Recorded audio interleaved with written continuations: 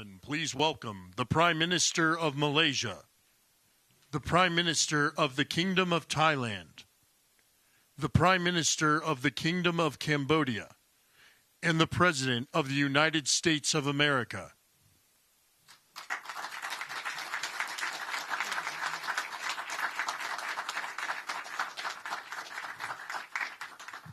Well, this is so exciting because we did something that a lot of people said couldn't be done, and we saved maybe millions of lives on this one peace deal itself. And I'll tell you what makes me so happy is the two countries we're dealing with, and the third that helped so much. I appreciate so much.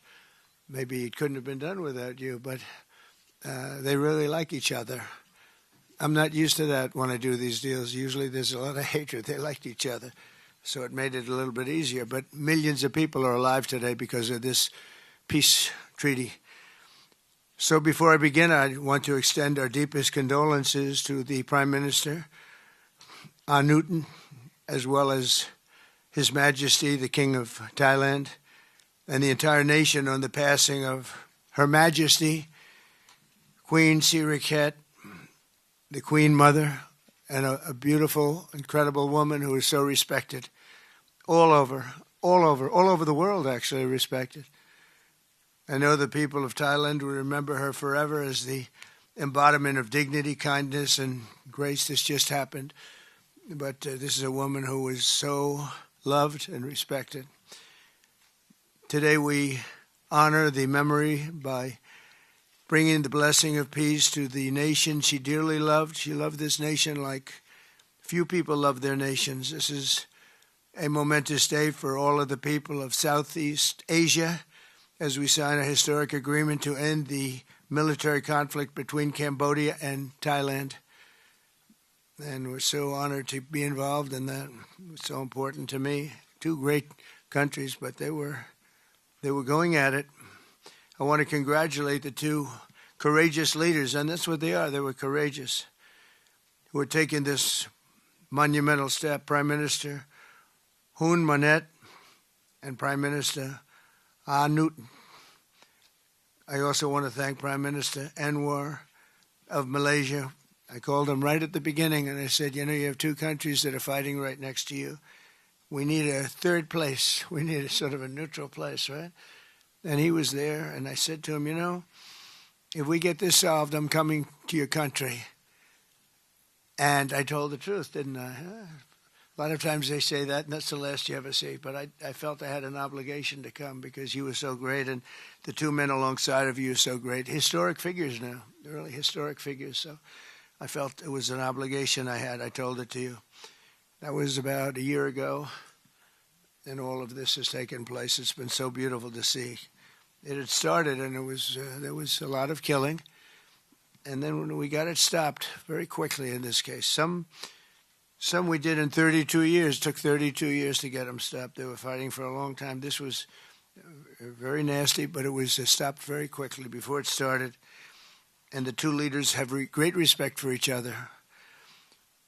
But the Prime Minister played a very important role in helping convene the two sides for discussions here in Kuala Lumpur. Earlier this year, an armed clash broke out along the border of these two countries. Really ancient countries by most standards. They've been long time, tremendous cultures, resulting in numerous deaths and thousands and thousands of people displaced from their homes. It was starting because of America's strong commitment to stability and peace in this region and every region where we can do it. My administration immediately began working to prevent the conflict from escalating. I held phone calls with both leaders. I was actually at Turnberry in Scotland when I did this. And we had a lot of phone calls, the three of us and then the four of us. We had a lot of phone calls. It was a beautiful day. I remember how beautiful it was. Turnberry is a great place, but I said, this is much more important than playing around the golf.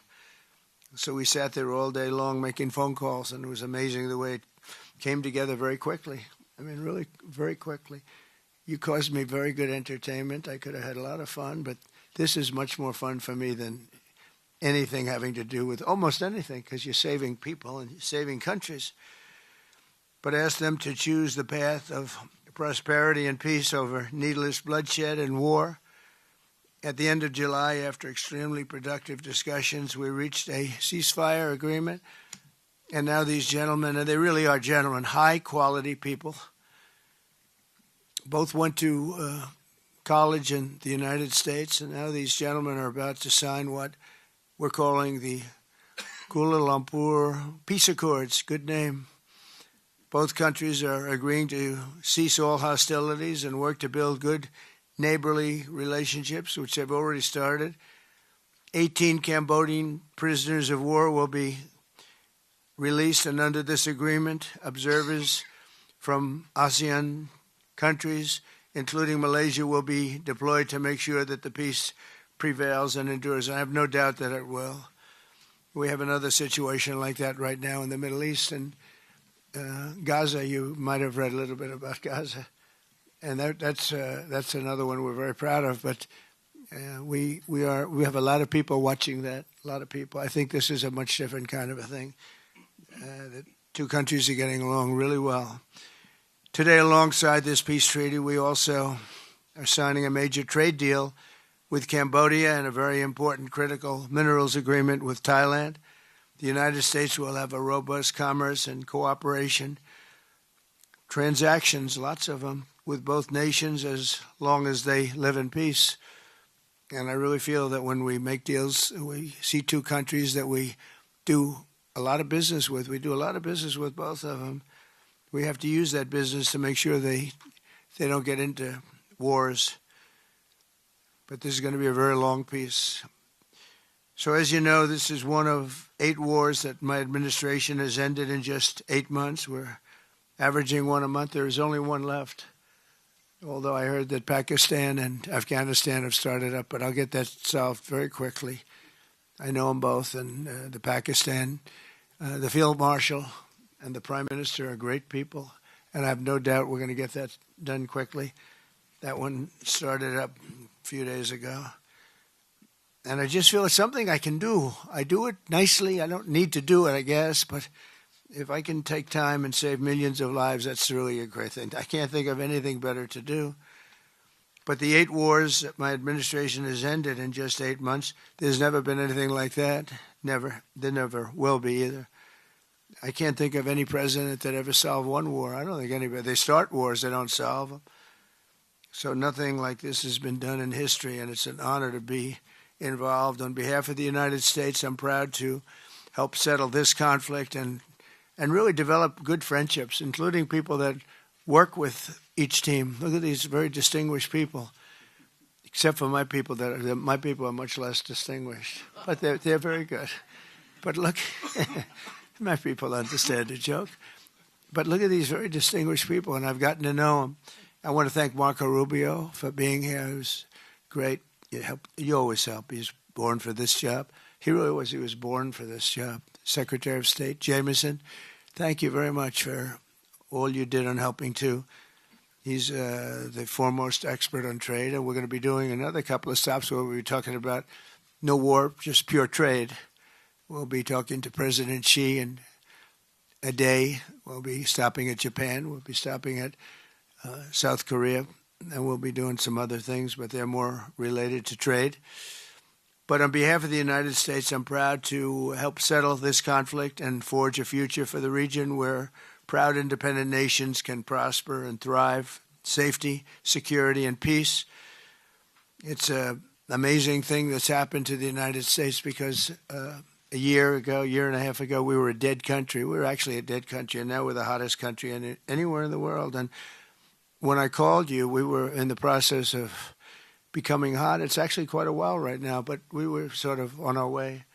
And we had won the election big in a massive amount.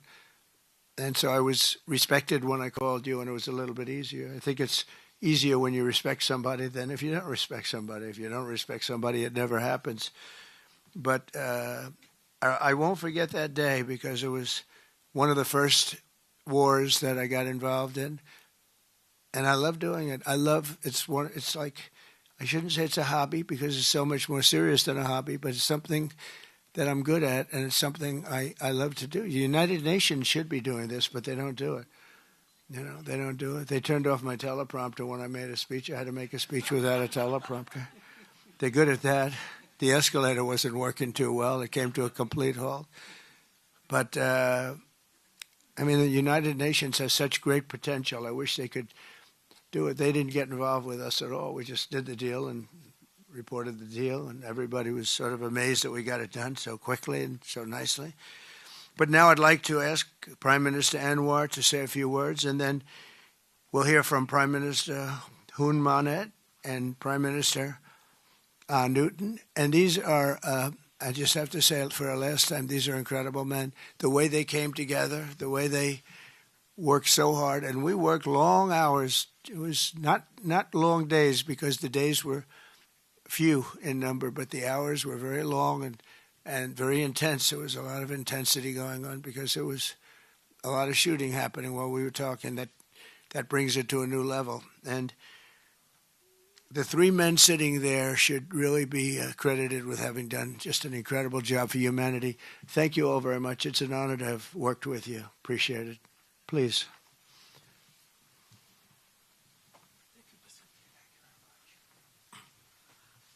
Thank you, President Donald J. Trump, for giving us this honor. And on behalf, of course, Malaysia and our colleagues in ASEAN, I must thank you for your concern, for your empathy, and for your commitment to support this peace deal. When I first received your call and then urging me to do more in supporting our initiative, and you personally did call both prime ministers to urge for a speedy peace settlement, I would say a great thank you. And we, of course, admire your tenacity, your courage, because the world needs leaders who promote peace strongly. And to achieve that, you have to break some rules, as you did today. When President arrived, he asked me to join him in the car. I said, that's against the security and protocol rules. And he was delighted to break the rules, and I... It was a nice ride. And we share a lot of things in common. I was in prison, but he almost got there. But very good exchanges on a number of issues. Of course, priorities, of course, the peace deal. Thank you, both prime ministers. You did a great job. We are delighted to have you as colleagues, as true friends, and you understand the need to secure peace to save our people, and also the ASEAN position as a region of peace and prosperity. And I must also share with you here that I took the opportunity, full opportunity, without Secretary Rubio knowing this, exploring other issues too, and thank the President for his effort to secure peace in many parts of the world, including Gaza, and urging him to remain focused and ensure that there's a comprehensive peace that the world requires. And I am delighted, truly, President, to hear from you personally how determined you are to ensure that peace is achieved in the most intractable areas, almost impossible. But you did it, and we have shown our support and call on the United States in particular to continue this with the support of many, not only neighbors, but the part of the world. But I must also take this opportunity to thank Secretary Rubio, Jamison, and Ambassador Kagan, because they were very helpful. I mean, you didn't say that, but I must say that, because they were extremely helpful in ensuring that you come here. I mean, I wasn't sure when you said to me, yes, Prime Minister, I know I'm coming. Well, I'm not sure, because, I deal with a lot of politicians. But you are an exception. Thank you, Mr. Donald Trump. Thank you very much again.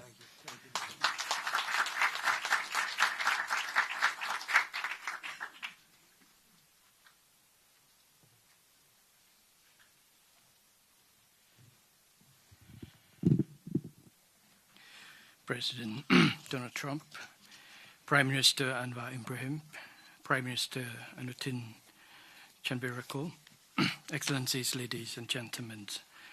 Today marks a historic moment, profound significance for Cambodia and Thailand, a day that reaffirms our shared conviction that peace is always possible when nations have the courage and wisdom to pursue it together.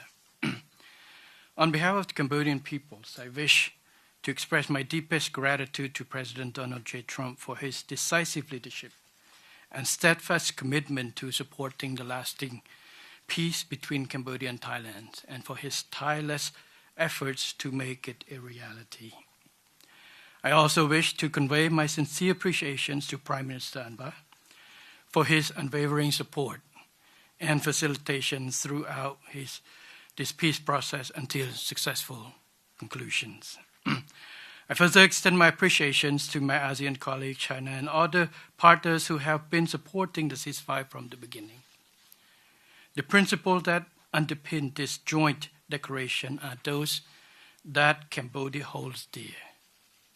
That no matter how difficult or complex our dispute may be, they must always be resolved through peaceful means in full conformity with existing treaties and international law.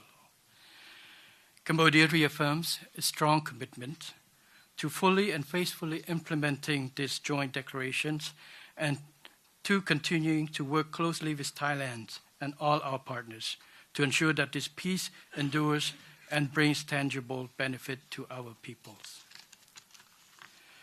We look forward to continued support and contribution of international communities and partners to fruitful realizations of the joint declarations. As we speak, I think our two commanders are discussing on the possibility of start of withdrawal, partial withdrawal of the first phase of our heavy weapons as an indication of our willingness to show that the execution of the joint declarations. At the same time, I strongly hope for the prompt release of our 18 soldiers on humanitarian grounds and as agreed in the joint declarations. Finally, recognizing your unwavering dedications and resolute effort to promote peace, and not only between Cambodia and Thailand, but also among other nations. And reflecting the gratitude of the Cambodian peoples, I have nominated President Donald J. Trump for the Nobel Peace Prize. And he, like I say, peace saved life. And this is the wish of our Cambodian people as appreciations for the President. So thank you very much, Mr. President. Thank you. Thank you, sir.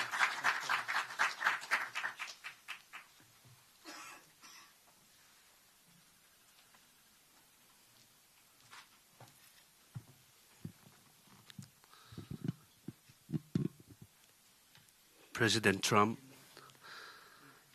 Prime Minister Anwar, Prime Minister Hun Manet, Excellencies, distinguished colleagues, today marks a new chapter for Thailand and Cambodia. Today we take a concrete step towards peace.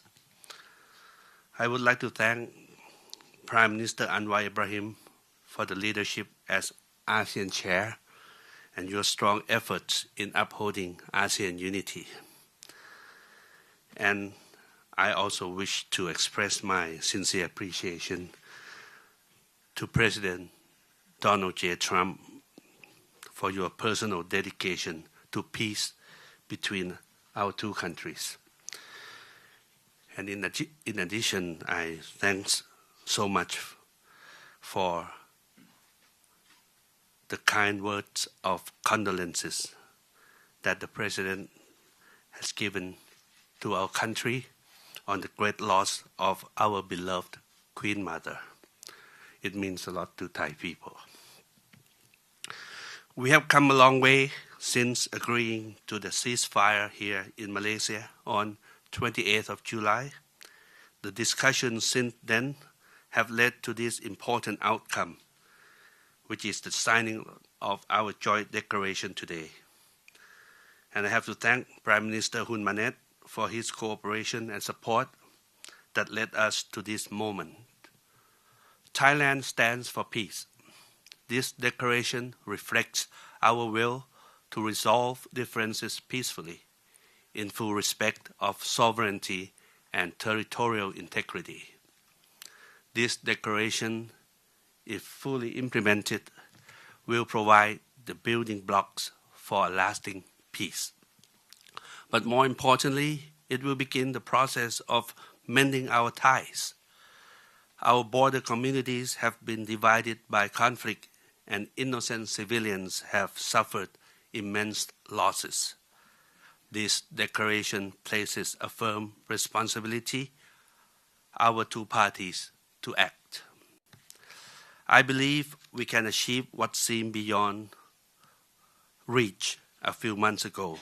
To this end, I welcome the agreement that following the signing of this joint declaration today, both sides will begin implementing all the agreed points, in particular, promptly removing heavy weapons from the border areas to ensure the safety of our people, to build confidence and trust. And Thailand will also begin the process of releasing the 18 detained Cambodian soldiers.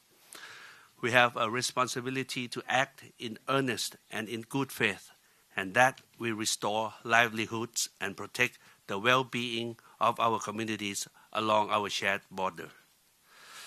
To achieve real change on the ground, what we agree on here must be implemented. Only then can we truly turn to a new page. Only then can we assure that our people's security and safety. Only then can we achieve real peace. This is what our people expect of us, and this is what they deserve. Peace with dignity. Going forward, I call on our friends to continue supporting this process so that the joint declaration is implemented fully and in good faith, rebuilding stability, trust, and renewed cooperation between Thailand and Cambodia and across our region. I am also pleased that today we announced the joint statement on the framework for a U.S.-Thailand agreement on reciprocal trade, which I hope will facilitate our negotiations on tariffs for conclusion by end of this year. We will also sign the MOU between our governments on cooperation on critical minerals, which will further promote resilient and sustainable supply chains for years to come. Thank you once again. Thank you from the bottom of my heart. Thank you.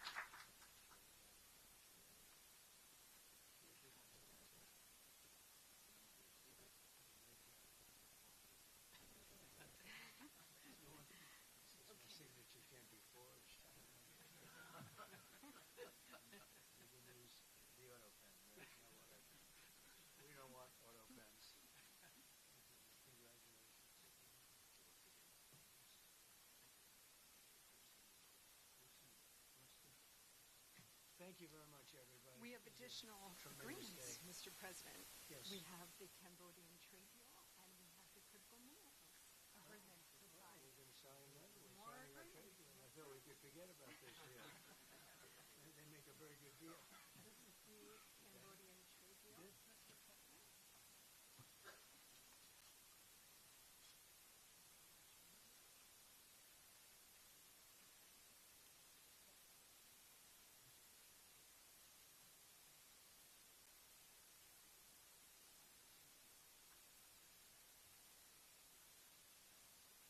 And this is a great deal for both countries. This is very good. Okay. Very good.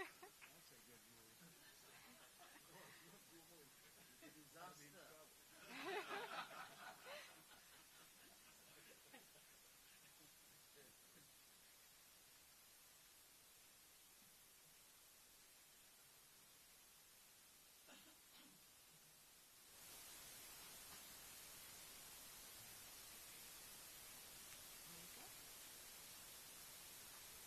What do we hold them up?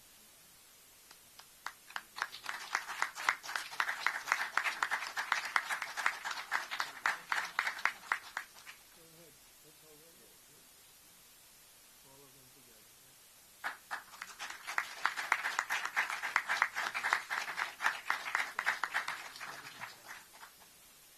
I'm just witness. Now we can do a merger on this one. Have another one.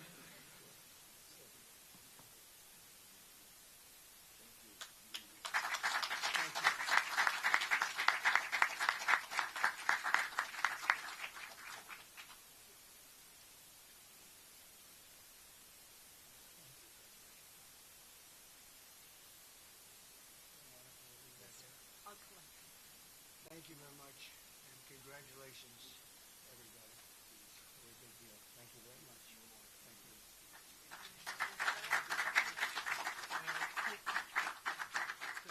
I have to meet your team to thank them.